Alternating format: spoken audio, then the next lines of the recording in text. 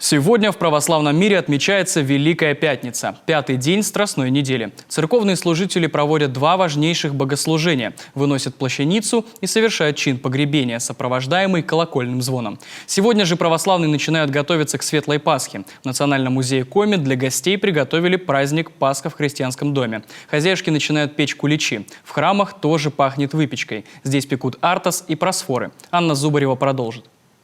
Верба ударяет, к низу бор не пустите, кверху крону растите. Веничком из вербы достается не только малышам, но и воспитателям.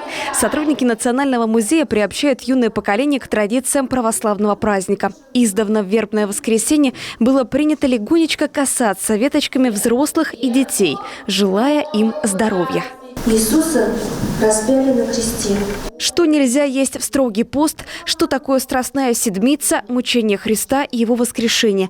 И самый часто задаваемый вопрос – зачем во время Пасхи красят яйца? Музейный праздник Пасха в христианском доме – это не классический формат экскурсии. Скорее, путешествие по экспозиции с играми и даже кукольным представлением. Дети в восторге.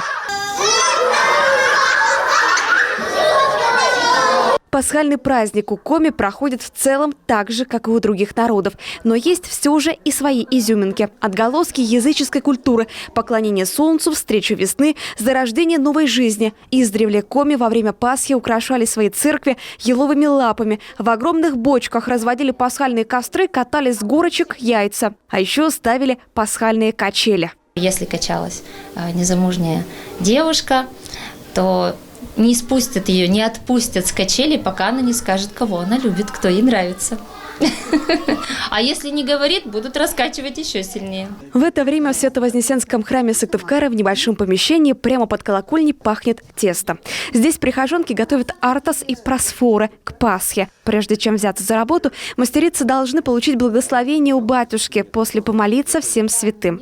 И только после этого можно месить тесто. Рецепт прост: мука, вода, соль, дрожжи и тишина. Она любит тишину, молитву. Это надо спокойно, чтобы не трясти. Просфорница Ольга Ивановна умелыми руками раскатывает круглую лепешку. Это артос – хлеб, который по традиции освящают в первый день Пасхи и раздают прихожанам. Он состоит из нижней и верхней частей – земной и небесной. На верхнюю ставится печать. А печать у нас, значит, вот эта печать. Воскресение Христово. Артос пекут долго, целых 3 часа в духовке. А вот маленькие просфоры уже через 15 минут готовы. Их нужно много, не меньше 100, чтобы всем, кто хочет причаститься, хватило. Просфоры освящают во время литургии и едят на голодный желудок. Настоятель Кирульского храма напоминает: тем, кто строго держался правил поста, нельзя сразу переходить на тяжелую пищу. Организм, как правильно заметили, он перестраивается. И, конечно же, что это должны быть все-таки легкие блюда. Вот. Блюда такие вот, жиденькие, первые, бульончик, вот, яичко. То, что, собственно говоря, мы освещаем, да, а потом потихонечку переходить. Накануне Светлого праздника Христова все верующие соберутся в храмах на вечернее богослужение. Утром осветят куличи и яйца. В 11 часов от Кирульского храма отправится крестный ход к Стефановскому собору. В этот день все будут поздравлять друг друга словами: «Христос воскресе, воистину воскресе».